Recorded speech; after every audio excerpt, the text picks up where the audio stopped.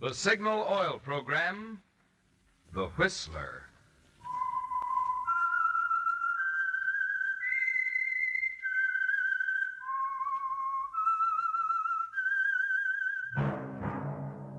That whistle is your signal for the Signal Oil Program, The Whistler.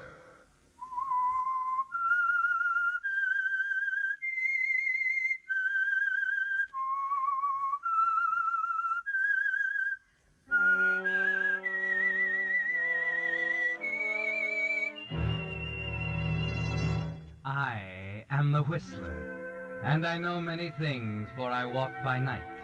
I know many strange tales, hidden in the hearts of men and women who have stepped into the shadows.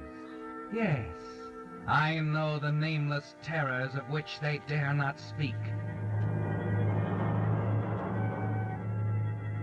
Yes, friends, it's time for the Signal Oil Program, The Whistler.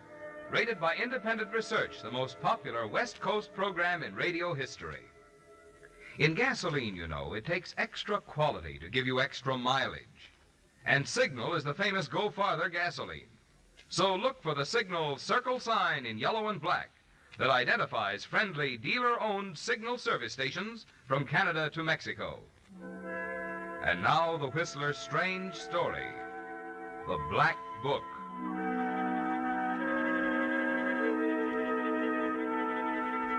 Paul had looked forward to the opening night in Philadelphia for months. And if anything, it had exceeded his brightest hopes. In a way, it was a reward for the 4 long years of struggle since he'd come to Cecil Wenham's Ballet Arts Company as an unknown dancer from London. Yes, Philadelphia was a wonderful opening, with 5 curtain calls for him alone after Spectre of the Road.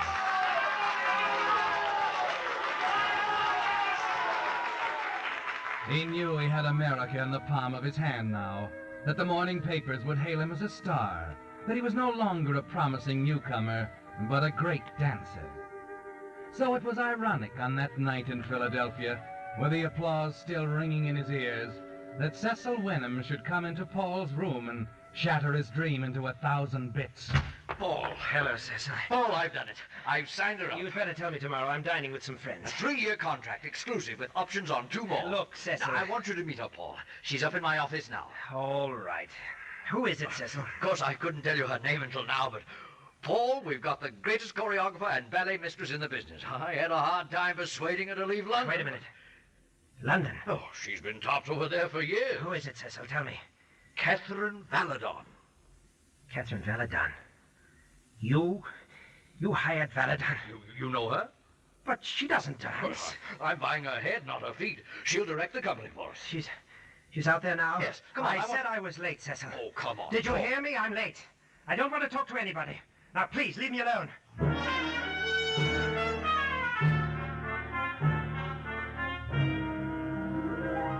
Yes, it's ironic, isn't it, Paul? This night of triumph, the great performance, the resounding applause, suddenly becomes meaningless. And there's a heavy feeling of defeat inside you as you sink into the sofa in your dressing room, alone now.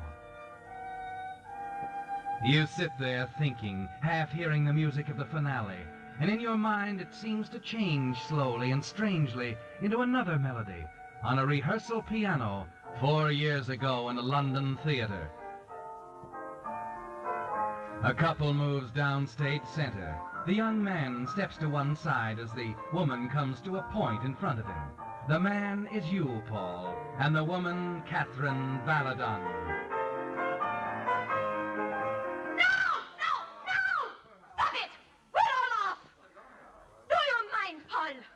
I'd like to get it right just this once. What's the matter now? You're supposed to lift me up that passage. I know it. Then why did you stand there like an oaf?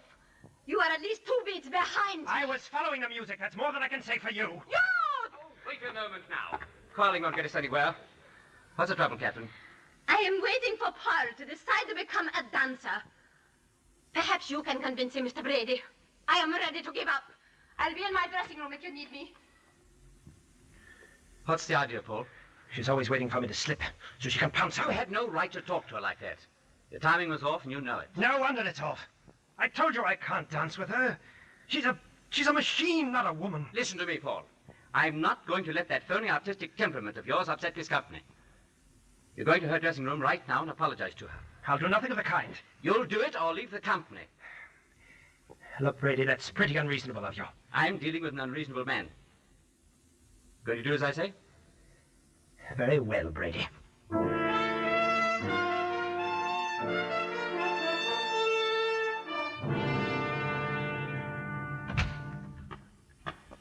Well, Paul? I've come to tell you that I'm sorry. How sweet of you. You can write that in your little black book, too. At exactly 3:15 and a half, on the afternoon of October 18th, Paul Cartmel came into your dressing room and apologized humbly. Did you come here to insult me again? You could be a charming woman if you weren't such a machine. Everything so prompt, precise, exact. It's my profession. It's your life. You're not human, Catherine. Suppose you forget about me and concentrate on your own shortcomings. All right. All right, I'm sorry.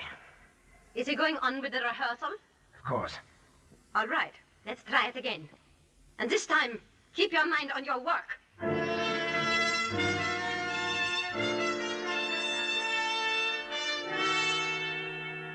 Yes, it's coming back to you, isn't it, Paul? How you walked back on the stage with her, humiliated, raging inside, trying to ignore the embarrassed faces of the rest of the cast. The pianist picked up your cue, and the two of you moved together. She was poised before you on the point, and as you moved in to lift her, a single idea took hold of you. Yes, there's a traditional hazard in the ballet, Paul. A dancer, dropped hard on a pointed toe, will never dance again. You lift her above you, higher and higher. Then in a blind rage, you relax your hold.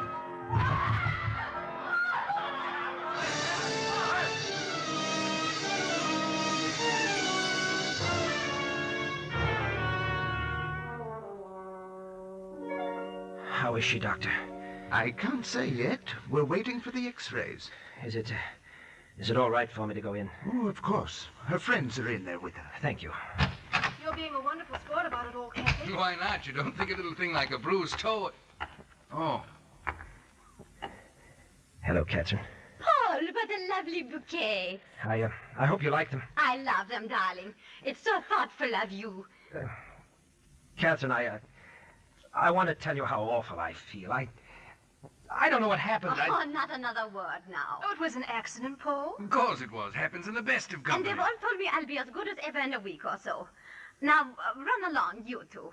I want to talk to Paul. Sure enough. Keep it up, old girl. Goodbye, Kathy. Goodbye. See you tomorrow at 1. 1:30, dear. Visiting hours, you know. Oh, good. Put me in the black book, darling. I'm so glad you're taking it this way, Catherine. I felt like such a heel. That's just it. You are a heel. What do you mean? Do you think I'm stupid, Paul? Do you think I'm blind? Accident. Everyone's talking about my unfortunate accident. Now, just a minute. You did not slip, Paul. I felt you let me go deliberately. And don't think I've swallowed that sugar-coated nonsense about coming out of it as good as ever. I'm through as a dancer. And I know it. Do you know what it's like to be through, Paul? Do you know how it feels to lie in a hospital bed with everything behind you and nothing ahead? Well, you're going to know, Paul. I'm going to show you, if it takes the rest of my life.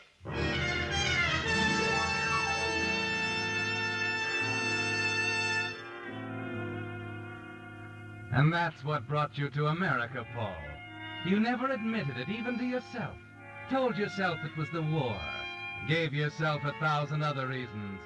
But at the bottom of it was fear of a little black-eyed ballerina you knew would kill you if everything else failed her.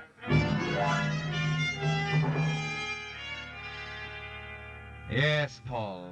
Catherine Valadon is caught up with you at last. In spite of the new name, Paul Cooper. The new country, the new career. And as you lean back on the sofa in your dressing room, you know that here in Philadelphia, in a single evening, you've won and you've lost. Paul? Yes, Cecil. Mademoiselle Valadon, may I present our star, Paul Cooper? Don't get up. I didn't intend to. Why, Paul. Don't let it bother you, Mr. Wenham. Paul and I are old friends. We've been through a lot together in London. Haven't we, Paul? In those days, it was Paul Cartnell, though. For heaven's sake, Catherine. He's always this way when he's tired, Mr. Wenham. Well, I better run along. You can call rehearsal tomorrow morning at 9 sharp. Please see that no one is late. Well, taking over tomorrow, eh? Yes, Mr. Wenham. I'm taking over tomorrow.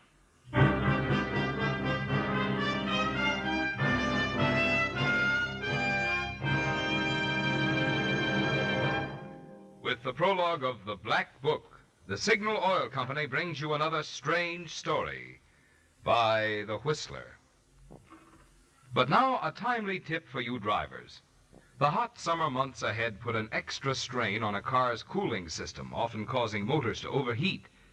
That's why it's a good idea to have your Signal dealer inspect your radiator now.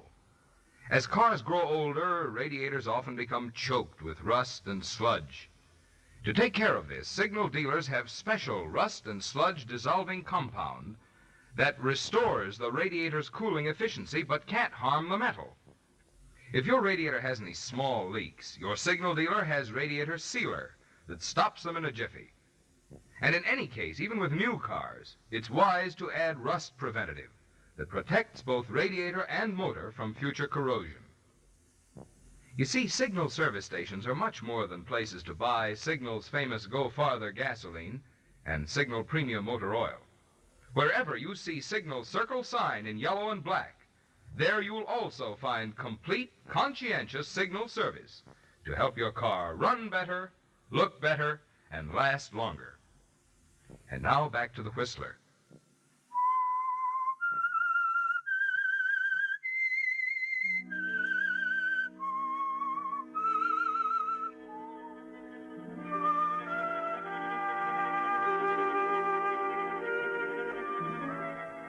So it all came to a climax in Philadelphia, Paul, with a ballet performance of Spectre of the Rose that made all the years of struggle worthwhile. And it's strange somehow that on your night of triumph a woman named Catherine Valadon should walk out of your past and threaten to destroy it all. You're positive there's only one reason why she came to the company as choreographer. The reason she gave you in that London hospital room 4 years ago. Do you know how it feels to lie in bed with everything behind you and nothing ahead? Well, you're going to know, Paul. I'm going to show you if it takes the rest of my life.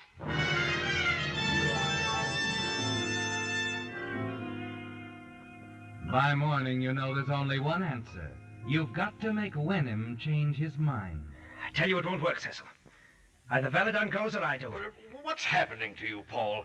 Catherine's doing such a fine job. Now, I want you to pull yourself together and start dancing. I refuse to go on tour under these conditions. Oh? Must I remind you of your contract? I don't care. Well, you'd better care. If it's violated, you'll never dance again. Never dance again. That's what she said. What? Listen, Wenham. You don't know her. She's not just trying to drive me out of the company. It's more than that. She'll stop at nothing. I don't understand you, Paul. I can't tell you anymore. But you've got to make a choice right now, Cecil. Valadon or me. I want you both for the good of the company.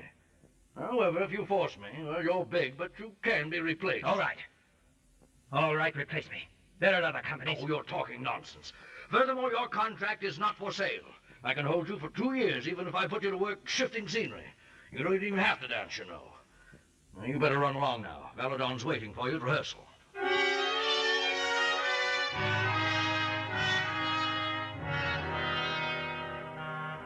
It's no use, Paul. You're back in the old routine. Under Catherine's thumb again. Just like 4 years ago in London. Only she's worse now, isn't she? Much worse. Because she's doing it all for a purpose. Yes, and she doesn't let up for an instant. Places! Places, everyone! Well, our prima donna has finally decided to attend the rehearsal. I'm sorry I'm late. I wasn't sure what time the The call was. schedule is on the board. Ete Parisienne, 10:30 a.m. sharp. Can I be clearer than that? Is the world going to fall apart if I'm 2 minutes late? A real artist takes pride in precision. I prefer to save it for the dance. An excellent idea. You'll need it in the new specialty I'm preparing. What are you talking about? I'm working out the choreography now. It's a pas de deux, especially for you, Paul. I want to have it ready by the time we go on tour.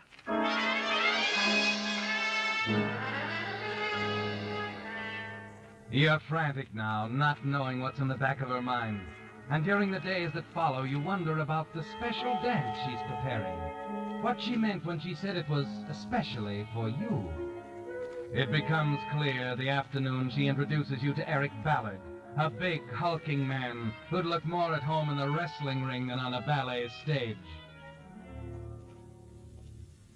I meant to tell you more about Eric, Paul. He'll be an excellent supporting partner for you. Partner? Yes, in the new ballet I'm creating. Mr. Benham thinks it's very original. Actually, it's based on something we used to do in London. You and I. Catherine, what are you trying to do? You remember, Paul? The one we were rehearsing the day you slipped? I've rearranged it entirely. Eric here takes your place. You take mine. I take your place. It sounds like an exciting number to me, Mr. Cooper. Eric, why don't you go get Mr. Benham? We'll run through it for him. Sure thing, Miss Belladon. Be right back. Catherine, what is this? Where did you hire that hulking Eric? fool of... Please, Paul. He's sweet to his friends. And devoted, too. I suppose he'd do anything you tell him. Perhaps. But you needn't worry about the dance. He is very strong, Paul. But I won't do it, Catherine. If you think I'll fall for this crude attempt at revenge... Revenge? That's the most you ever admitted. I don't mean... Perhaps I should record that little London incident to the trade papers. Let them know that their celebrated Paul Cooper is actually the Paul Cartnell who deliberately dropped the great ballerina and made certain that Catherine Belladon would never dance again. Catherine, that's all forgotten. You wouldn't make You'll any... rehearse this number with Eric. Have it ready for the time when we want to add some variety to the program. Whatever you say, Catherine. Good. You should enjoy it, Paul. As Eric said, it will be very exciting.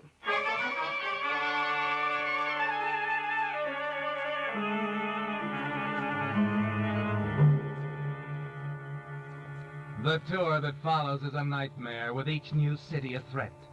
You've rehearsed the new ballet with Eric, and all but the spectacular bit which is to be performed on a high platform. And you never know when Catherine will decide that the time is right for her revenge. She knows you're afraid, Paul. That's all part of it, keeping you in suspense this way. From Philadelphia, the company goes to Cincinnati, then St. Louis, Chicago, and on west to Denver. You expect a crisis there, but it doesn't happen. Finally, in the last night in Denver, when there's only San Francisco left ahead, you decide you can't stand it any longer, that you must face Catherine and have it out.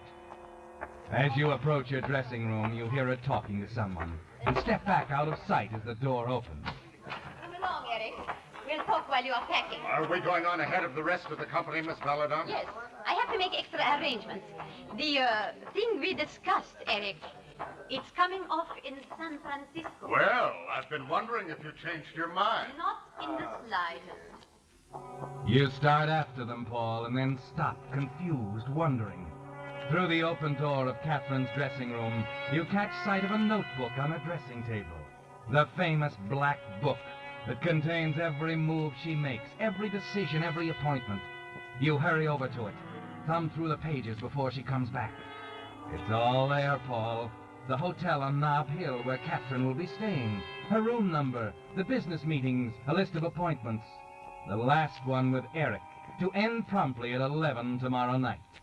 Then at the top of the next page, the thing you're looking for, final rehearsal, Cooper's Specialty, Monday, 9 a.m. There's no question now, Paul. She's made up her mind. You're going to have an accident, Monday. Do you know how it feels to be through as a dancer? You're going to know, Paul. I'm going to show you, if it takes the rest of my life. There's still an alternative, of course. You can let Catherine end your career, or meet her on her own ground.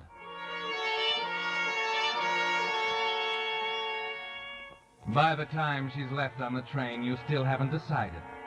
It's the only thing on your mind as you stand in line at the railroad terminal, waiting to pick up your reservation. There's a worried little man ahead of you. Listen, I've simply got to get space on that San Francisco train. I can give you an upper on the next one. But it won't do. It won't do at all. You see, I'm meeting the steamer there, the Silver Star, sailing for Shanghai. The next train will miss it. I'm awfully sorry, sir. Perhaps if you wait around, there'll be a cancellation. Oh, I see. Thank you. It comes to you at that moment, Paul. This is perfect. This train you'd planned to take ahead of the rest of the company. The frantic little man desperate for a ticket on his way out of the country. You pick up your reservation, walk over to the stranger pacing anxiously in the corner of the station lobby. Excuse me. You wanted to go to San Francisco? Tonight? Yes, I've simply got to get on that train. So I heard. I have a ticket here I want somebody to use. Oh? I'm a traveling man, you see, and, I want my boss to think that I'm on that train. Oh, but isn't that... Nothing to it. All you have to do is travel in my name. Paul Cooper. What about it? Cooper, eh? Mister, for a place on that train, I travel as Mickey Mouse. Oh, fine. Then it's a deal, Mr. Cooper.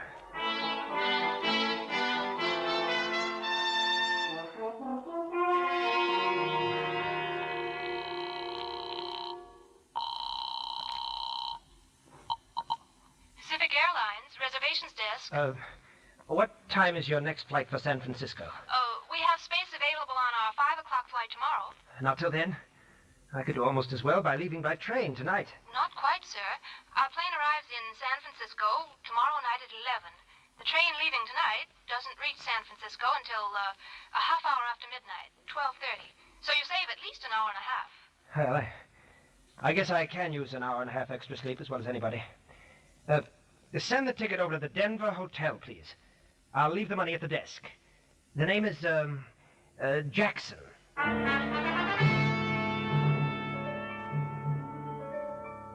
An hour and a half, Paul. That's how much time you'll have. But it's enough. For you're on a schedule now, too. As exact a schedule as the one in Catherine's little black book. You stay overnight at the Denver Hotel under the name of Jackson, then pick up your plane ticket. The next afternoon at 5, you're taking off for San Francisco. It's a swift flight, uneventful. And half an hour after landing at Mills Field, you're stepping out of the elevator on the top floor of Catherine's hotel. You wait until the elevator starts down and then hurry to the stairs. Catherine's room is actually 2 floors below. You glance at your watch as you knock softly on a door. 11:35. And the black book told you her appointment with Eric was to end promptly at 11. You can depend on that, Paul. Just a minute.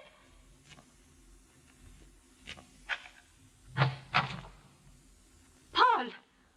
What are you doing here at this time of night? I thought you were on the train. I am on the train, Catherine. What's the matter with you? Have you been drinking? No, Catherine. What's this all about? Why have you come here? To see you. What about? Your unfinished business, Catherine. I don't want to discuss that now. Please, go, Paul. No more discussions, eh, Catherine? The appointment's for the day over. Complete. There'll be no interruptions. What are you... Paul! Come here, Catherine. No, not the telephone. Let go of me. Paul! I'll let go, Catherine, just as I did once before. But first... Stop it, Paul! Please! Put down a candlestick!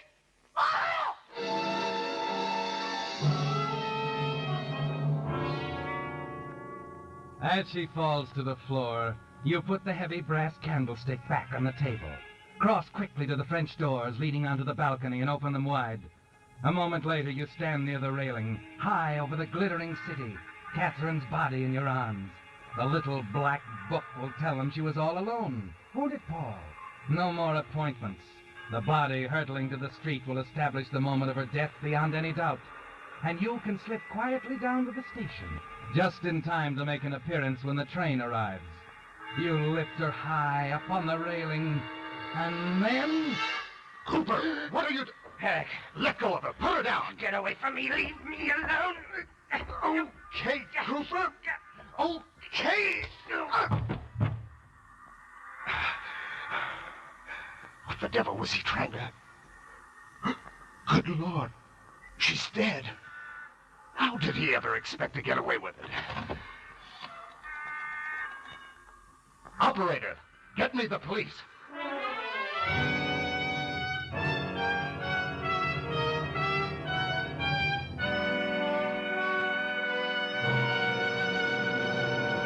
The Whistler will return in just a moment with a strange ending to tonight's story. Right now, however, I'd like to clear up another mystery that baffles a good many drivers. There are many brands of gasoline on the market. Some are naturally better than others. But how can you measure the quality of gasoline? Well, there's one very simple way, if you'll just keep this in mind. To give you superior performance, quicker starting, faster pickup, and smoother knock-free power, a gasoline must help your motor run more efficiently. Now, when your motor runs more efficiently, you naturally get better mileage. And mileage is something you can measure with your speedometer. That's why Signal says your speedometer is your best yardstick of gasoline quality. Check yours and you'll find it's true. In gasoline, it takes extra quality to go farther. And remember, Signal is the famous Go Farther gasoline. And now, back to the Whistler.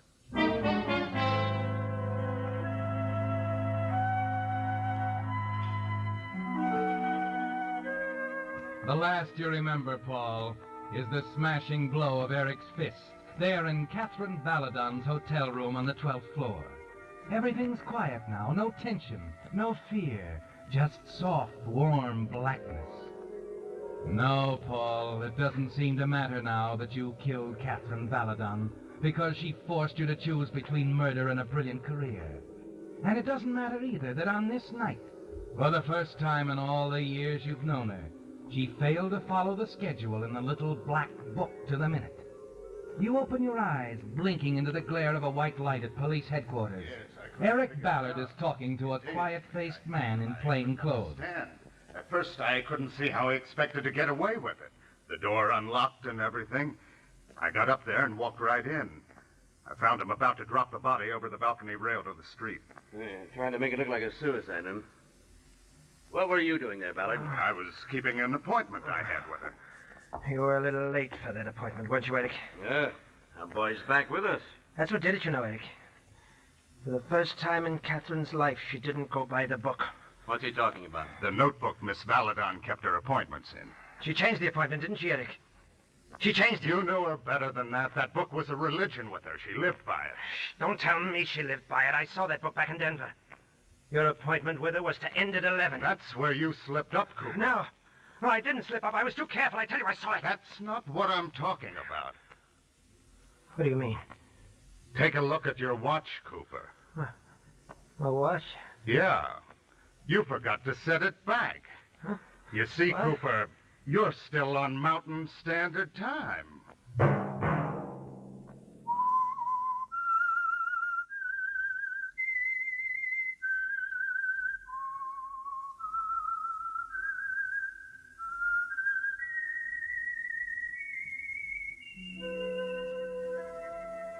Let that whistle be your signal for the Signal Oil program, The Whistler, each Monday at 8. Brought to you by the Signal Oil Company, marketers of Signal gasoline and motor oil and fine quality automotive accessories. Signal has asked me to remind you, to get the most driving pleasure, drive at sensible speeds, be courteous, and obey traffic regulations. It may save a life, possibly your own. Featured in tonight's story were Jeanette Nolan and David Ellis. The Whistler was produced by George W. Allen, with music by Wilbur Hatch, story by William Engvik, and was transmitted to our troops overseas by the Armed Forces Radio Service. This is Marvin Miller speaking for the Signal Oil Company. This is CBS, the Columbia Broadcasting System.